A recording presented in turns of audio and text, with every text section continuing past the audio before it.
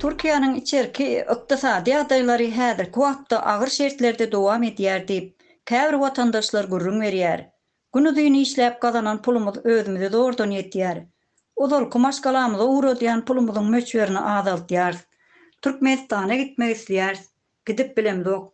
Türkmen hökümeti öz halky üçin ýollary açanok.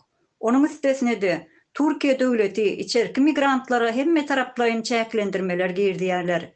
Wagtlaryň ýaşamak üçin alynýan kimlik ruhsatnamasyny bermeýärler. Elimizde bar bolan kimlik belgelerimizi hem uzatmaga mümkinçilik bermeýärler. Türkiýedäki müňlerce türkmen watandaşlary gaçgak ýagdaýda ýaşaýarlar.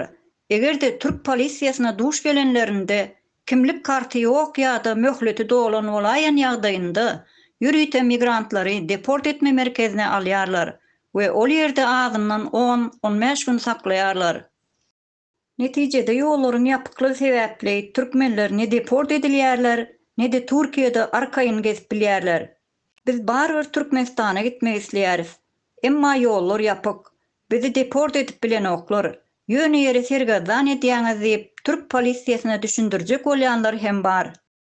Türkiýede bu bolup geçýän wakadan hem Türkiýe hökümeti habarly, hem de Türkmenistanyň bekanun hökümeti. Muňa garamazdan her iki tarap hem bir habarlyk rolunu oýnamaga dowam edýärler.